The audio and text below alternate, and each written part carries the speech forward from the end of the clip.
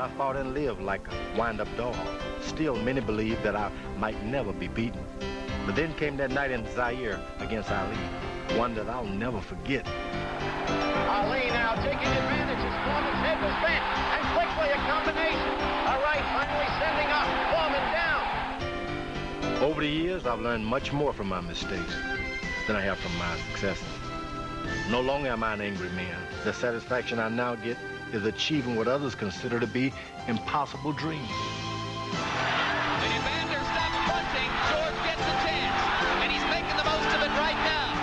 My destiny is to once again become heavyweight champion of the world. Tonight is just another chapter in my life, one which will show everyone that the only limitations that exist are the ones we create.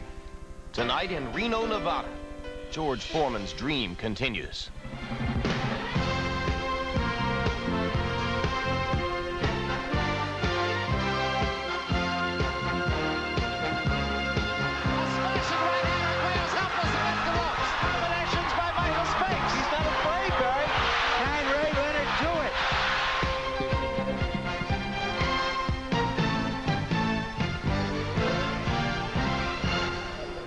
So we are now minutes away, live from World Championship Boxing's presentation on HBO Sports of the scheduled 10-round heavyweight fight between former world heavyweight champion and present-day contender George Foreman and Jimmy Ellis, appearing in his 18th professional fight against by far the toughest opponent he has faced up to this point. And ladies and gentlemen, he's our friend. Gil used to train him, so he and I can tell you, despite the grandiose reputation, the huge public love affair, the big waistline, George Foreman is really a less is more kind of a guy, Gil. He really appreciates the simplicity and the brevity of a one-round knockout. Are we about to see a one-round knockout here? Well, you know, Jim, the late John Houseman in a television commercial said, "We make money the old-fashioned way. We earn it." Now, Jimmy Ellis has a great record, but against very suspect opposition. He has never fought 10 rounds in his life, and this is it. Maybe he's a good athlete. He may have heart, he may have desire, but he does not belong in the ring on his record and his experience with the George Foreman. This could be a very short fight. Unless Ellis surprises us dramatically, or unless Foreman at age 42 has gone completely off the diving board all at once. George earned so much public respect and love with his performance against Holyfield. Does he sacrifice any of that by taking a fight like this?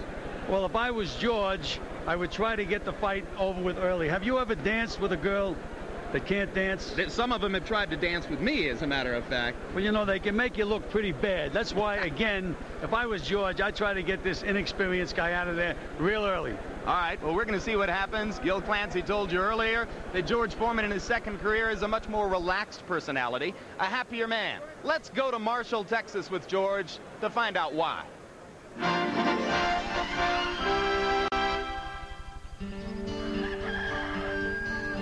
Marshall, Texas is my hometown. My mother left here when I was 6 months, and I'd come back from time to time to visit, not knowing that one day this would be the place I'd settled.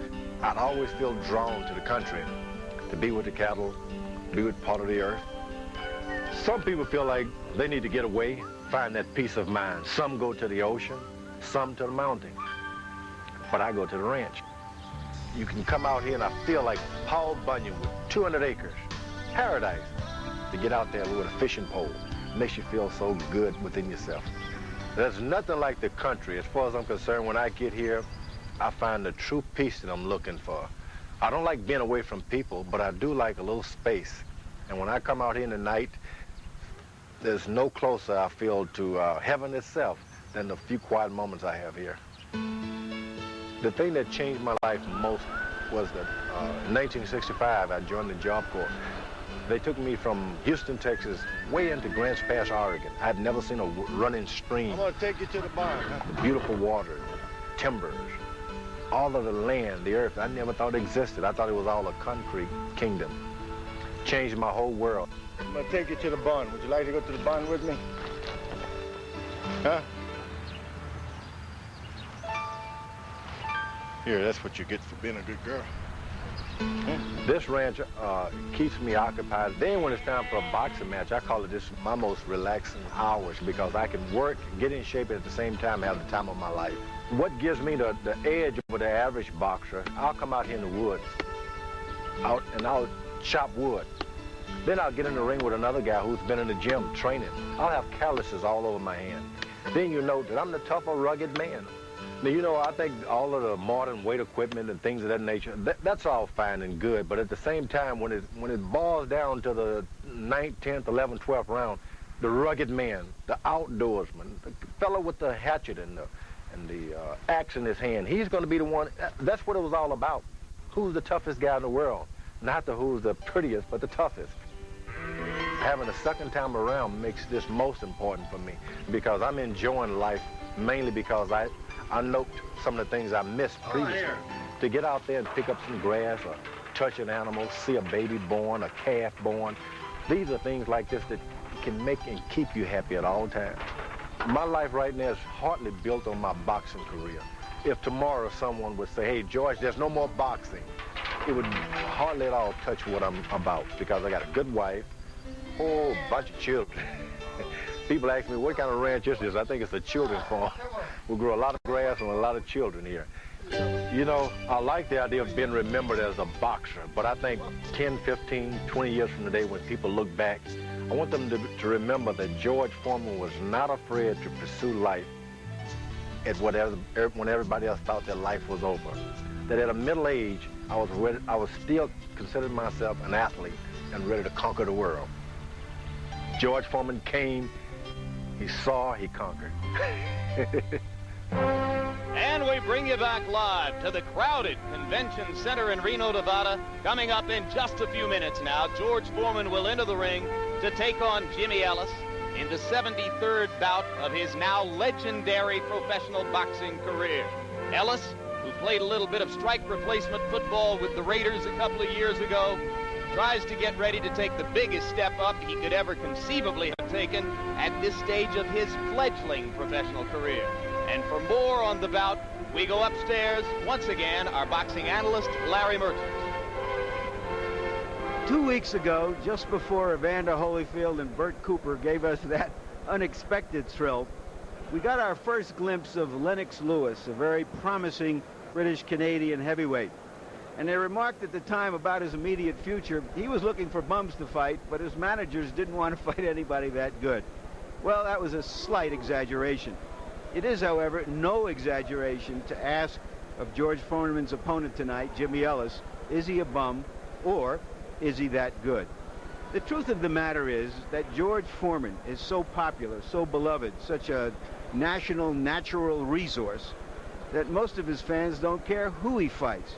And that gives him enormous clout in negotiations to handpick his opponent. Can he lose to his hand-picked opponent tonight? Well, Clint Eastwood doesn't lose to his opponents in his movies. Jimmy Ellis isn't a good villain, but he is an interesting opponent.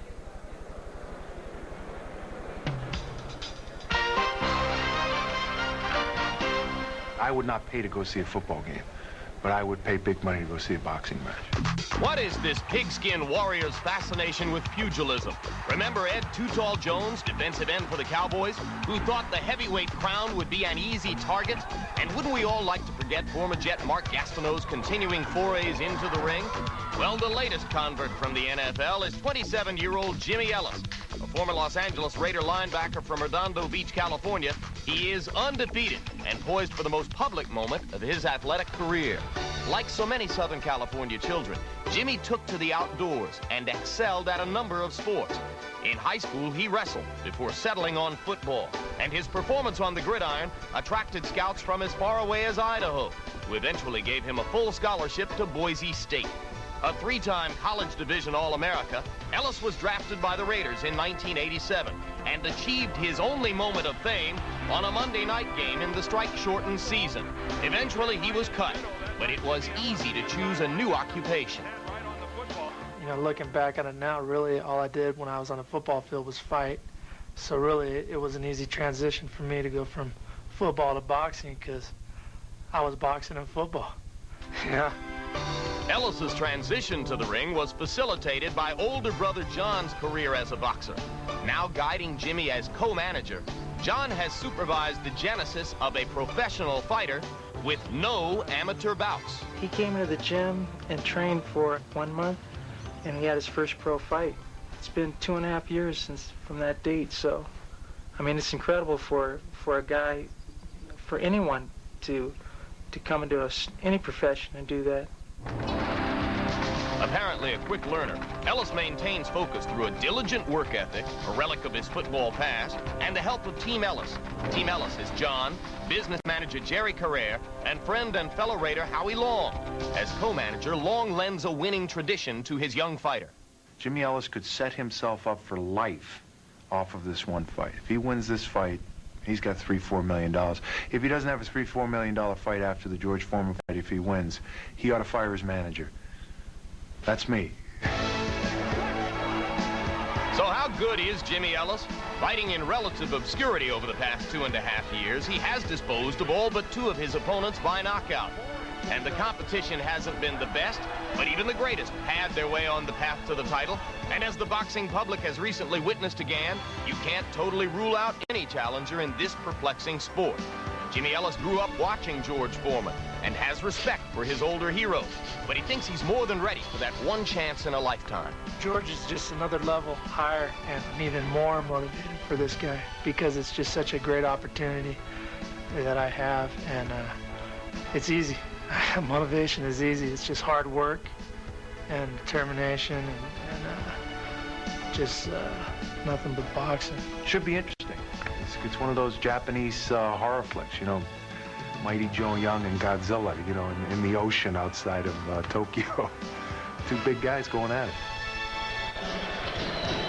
Well, here he comes. Mighty Joe Young or Godzilla, take your pick, emerging from his own cave in this ocean of Reno. Jimmy Ellis, 2 years, 17 fights, a total of 36 rounds in the ring, and he's going to fight George Foreman. There are so many things going against this guy going into the ring. Remember Tommy Morrison? He was in excellent condition, but the tension got him. At the end of 2 rounds, he was dead tired. This kid, I imagine if he goes a few rounds, he's going to get exhausted also. And meanwhile, big George, big relaxed George, he could probably go 20 rounds. You know, we have seen a few professional football players try to become boxers over the years, but none of them really had the total commitment to stick with it for long enough to get good at it. Well, Too Tall Jones probably spent more time in the gym than any of them, but then he was completely exposed by a little guy about 5'10", about 190 pounds, by the name of Rocky Meneses. I think the kid was about 16, 17 years old, had him on the deck, and that was the last fight for Too Tall. And there is the record for Jimmy Ellis, 16 wins, no losses, 1 draw, 15 knockouts. But now, here comes the caveat. In a number of understatements in that profile on Ellis, which we narrated for you, the most extreme was the one that said the opposition has not been the best. How much not the best? Well, take a look at the aggregate record of those 17 opponents for Jimmy Ellis. Between them, they've won 89 fights. They've lost 123, and they've been KO'd a total of 58 times. So you could say that he hasn't really been tested by the best. That's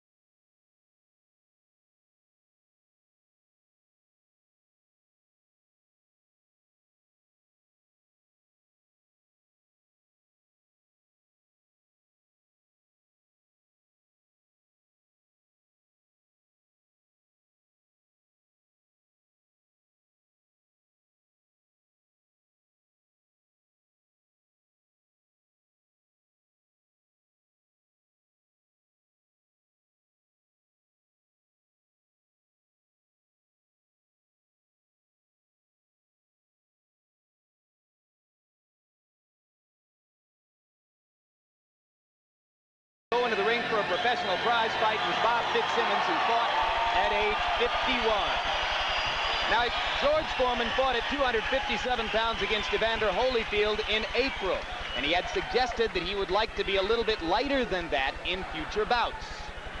It's a big concern for George. We'll take a look back at both weigh-ins in Atlantic City. George Foreman, 257 pounds. Tonight, I'm looking to come out a little lighter and a bit quicker so I can build up points against the smaller guys. And if I don't get the knockout, I'm certainly going to be ahead on points. 257. 257. George weighed exactly the same for this fight as for Holyfield, but he looked softer. Yes, he did look softer, but he surprised me. He looked better than I thought he was going to look. Tail of the tape, and of course the age difference is there right off the top. The weight difference is 29 pounds. Other than that, they are at least mildly similar. Rules for the bout, Harold Letterman.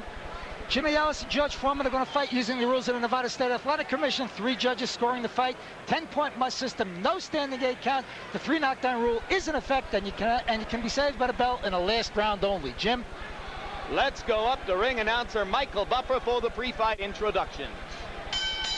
Ladies and gentlemen, in the ring at this time, to present the colors, the Nevada Chairman Luther Mack, Commissioners Nat Carasali, Dr. James Nave, Bruce Lane, and Dr. Elias Ghanem. Executive Director Chuck Minker. Physicians in attendance, Dr. James McLennan, Dr. John Wickman, Dr. Craig Goodmanson, and Dr. Joseph Heflin. The timekeeper, Jim Carpenter. Counting for the knockdown seconds, Steve Menzel. The scoring for this bout will be done on a 10-point must system. The officials assigned at ringside are Patricia Jarman, Doug Tucker, and Dalby Shirley. And once the bell rings, the man in charge of the action are referee Richard Steele. And now, ladies and gentlemen, from the biggest little city in the world, Reno, Nevada. Let's get ready to rumble!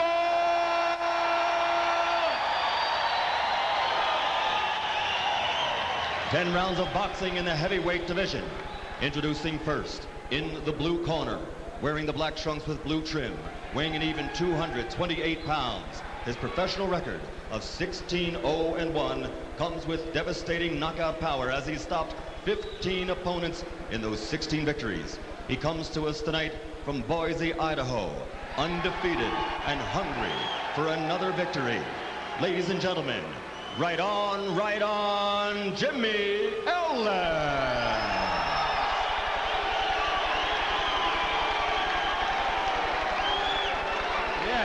And in the red corner, wearing white trunks and weighing in at 257 pounds, fighting out of Houston, Texas. He brings a professional record of 69 victories, only 3 defeats, and his knockout total of 65 is more than any other contender in the world today. In the first part of his career, after winning the 1968 Olympic gold medal, he became the undisputed heavyweight world champion. A few years later, he walked away from the ring. Then, after a decade, he returned to begin part 2 of his career. For 3 years, he went undefeated, going through 24 opponents on his way to a heavyweight championship bout this past April. He didn't come away with a title, but he did win a huge victory in capturing the hearts of boxing fans around the world. Tonight, we turn the page to part 3, chapter 1 in the ongoing career of this boxing legend. Ladies and gentlemen, presenting the former heavyweight champion of the world, Big George Foreman.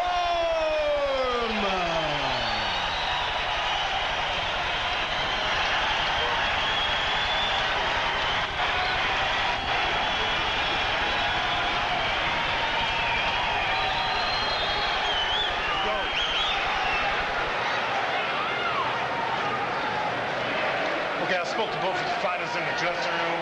I'm caution again. Obey my commands at all times. Shake hands and good luck. A couple of things, Jim and Joe. First, let's remember that George is almost 43 years old. You never know what's going to happen in a prize fight. You never know when that last step up into the ring will be your last step up into the ring. And secondly, because of his age, I think it has to be stated here, I don't want to ever see George Foreman hurt. Jimmy Ellis came to the arena a good 4.5 hours before the time when he would have to be in the ring. If he has stayed warmed up and ready in his dressing room, more power to him. And you know, Larry, many a fighter in my career in the business, I've seen real good fighters. All of a sudden, they walk up those 4 steps into the ring, and they don't have it anymore. But again, this is a different George Foreman. He's just so sure of himself, so relaxed in there. You know, when guys usually get hit and hurt with punches, is when they're tight. And I just don't think George is, he just doesn't tighten up at all anymore. George is standing still and pounding jabs against Ellis's forehead. Ellis is trying to get to George's midsection, and he's landed a couple times, but most of them are coming off of George's elbow. A little punch to the top of George's head as they break from the clinch. Right hand to the body, a left hand to the head. Foreman starting to show a little aggressiveness. More than a minute has gone by. Ellis is kind of grinning in there, as though he's having fun. It's no fun eating those jabs, though, Jim. Well, how good is George Foreman's jab, Gil? The best in the business. That's always been his best punches, his left jab. There's blood on the bridge of Ellis's nose already. He lands a left to Foreman's head. Misses another one. Foreman comes back with a counter left. It always surprises you at this stage to see that George is quick enough to counter in there.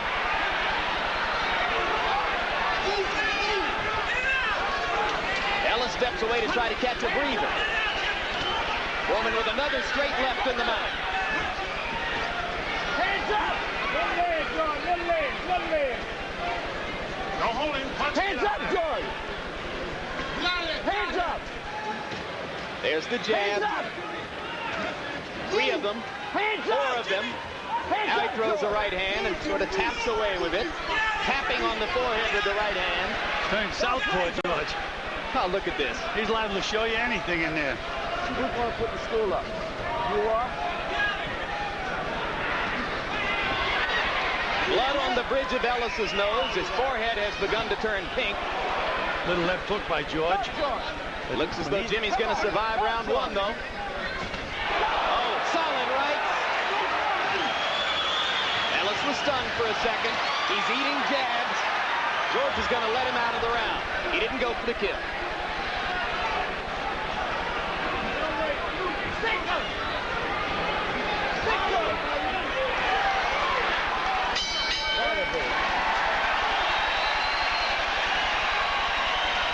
Ellis said his main purpose would be not to let Foreman hit him multiple punches, which is how Holyfield survived, and he achieved that in that round. If nothing else bad is going to happen to Jimmy Ellis, he's going to get very, very tired real early in this fight. Don't you get close with this guy. You don't belong getting close. Outside, do your number, okay? Strong jab. Here's Foreman. He did land a few heavy jabs on the head of Ellis, and there you saw the right cross right after the left hook. Look, Jimmy, listen. Listen, I'm talking. Look, I'm fine, man. Fuck this. Go. All right, let's go. You boxing good. Come on, looking beautiful. Don't gamble for nothing.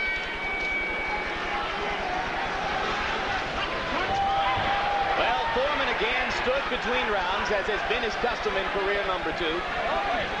Everybody talked in Ellis's corner. They were very excited. And you heard Angelo Dundee telling George Foreman, stay away from him. You don't belong close to him. Remember to box.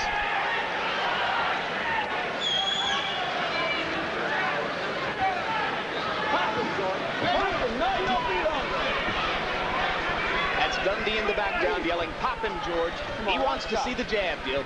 That's, well, you have to go lead with your best, and that's what George has. He'll discourage this kid with the jab alone. It gets to be a taming sequence, and all of a sudden Ellis right now is not throwing any punches at all.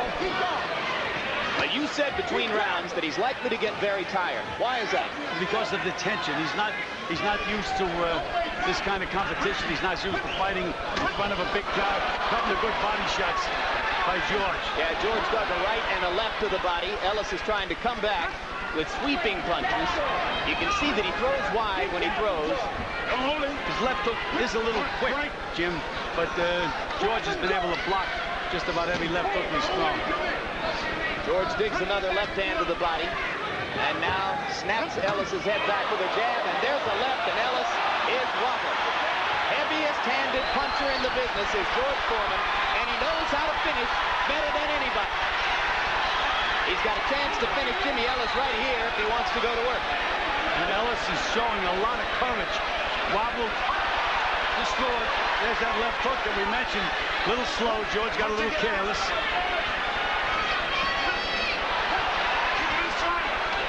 And Richard Steele is taking a good look at Jimmy Ellis right now. His legs are wobbly. George has rubbed him over the top a couple of times. Richard Steele, of course, has earned a reputation for stopping fights quickly. George wants him to stop it now. George doesn't want to hurt this guy. I can see that. George doesn't want to finish him off. George is carrying Jimmy Ellis late in the second round. Jimmy, let it go. Let it go. Well, Richard Steele is certainly taking a close look at Jimmy Ellis, and he's allowing him to take some very heavy punishment. Well, maybe Steele is conscious of his own reputation, and now he's decided, no, he hasn't. He stopped him for a second and then came back away to allow Foreman to punch some more. And Jimmy Ellis has no idea where he is.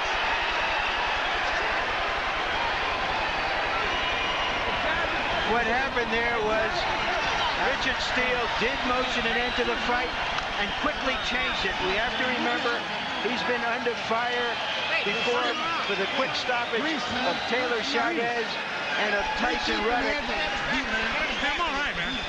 And he could stop this fight before it continues into the third round, unless Ellis can pull himself out of it. And Richard Steele walked away from the corner laughing to himself. I don't know what they said to him, but he turned around and walked away laughing. I feel for Richard Steele. He has been under more pressure than a referee should be.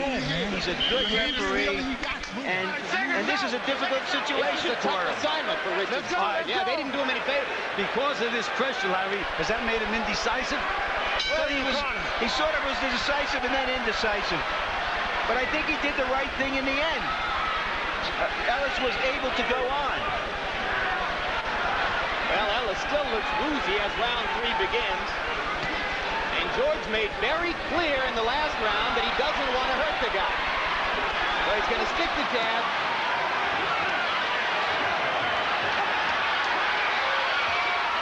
Ellis is being aggressive. Steele taking another close look as Jimmy Ellis wobbles against the ropes. Oh, and those are hard punches. He's game, Ellis. He's game. He's trying to fire, but he just doesn't belong in there with the George Foreman. George moves back to try to let Ellis fall, and Jimmy won't go down. He should go down here and get himself a breather. And what about George Foreman needing a breather? He may punch himself out a little bit. Ellis just missed with that quick left hook. He has landed a couple of stunning blows on Foreman. Doesn't have a leg under him, though, Ellis. He's just fighting on courage alone. Don't hold it, don't push. George just keeping him where he wants him. Moving him out right back into punching range. Now he's southpaw, George. Sticking the right jab. And just tapping him. George seems frustrated that Steele wouldn't have stopped it up to then, and finally Richard Steele has seen it up. And now the crowd begins to boo. Tough moment for Richard Steele. Standing up like you are. 2.5 rounds of George Foreman carrying Jimmy Ellis a little bit, waiting for Steele to stop it, and finally the referee does his duty. Well, again, Jimmy Ellis has got plenty of heart, plenty of desire.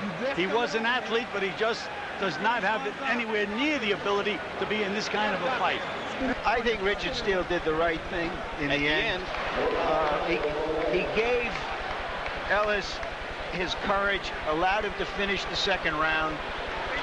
And when he saw that it was a mismatch, he stopped it before anybody could get hurt. It was a very, very difficult moment for Richard Steele because of the fact that it's a mismatch. And one guy is if not an amateur, not a full professional on this level. George Foreman landed 40 of 49 punches thrown in round number 3. A lot of them were just taps. Look at how George is able to take his time and really measure this guy and hit him with just about anything he wants to hit him with. Well, he's not a worthy opponent for George Foreman, and we made that clear from the beginning of the bout. Again, why would they take if they thought this fighter was a prospect, why would they take this fight?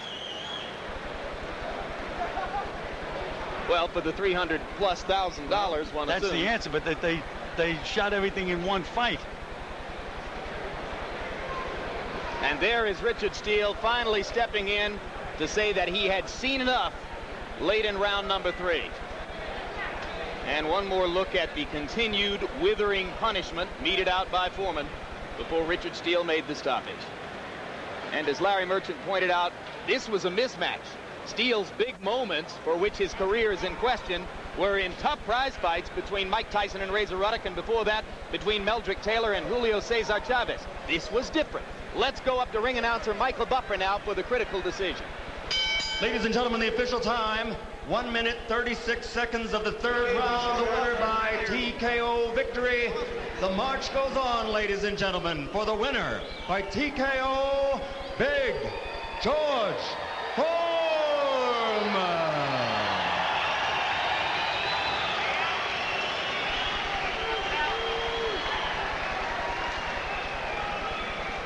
Final punch stat numbers: Foreman threw 173 and landed 122. He was merciful with most of them. Ellis threw 91 punches and did pretty well. Landed 26 of them, and some of them were hard blows against Foreman's head. Gil Clancy, you said that Foreman's best punch is his jab. Look at that. That's what he has. He's always had a good, solid jab. It's like a 2x4 coming out a window and hitting you in the nose. Jimmy Ellis is still working to learn how to properly throw the jab. And now let's go up to Larry Merchant with the once and perhaps future king, George Foreman. All right, George, were you feeling sorry for him there in the second round? Did you let up? Well, you know, I told you earlier in the dressing room, when a guy comes to George Foreman, it makes me a boxer. I hit him with a lot of hard shot and kind of hurt. He must have been a hell of a football player. A heavenly of a football player, that's for certain. So you're saying that you really did carry him a little bit, maybe out of respect for the fact that he was trying so hard. Hard, and I thought he was going to fall, and I let him loose for a moment. I said, he's not going to last long. The next thing I know, he started hitting me back. The guy's got a chin like a piece of stone. He clipped you a few times. Any of them sting? Yeah, he hit me with a good right hand that really hurt, and the left hook in the side that's still hurting right now. So the guy was a good puncher. I don't know who told me he wasn't anything.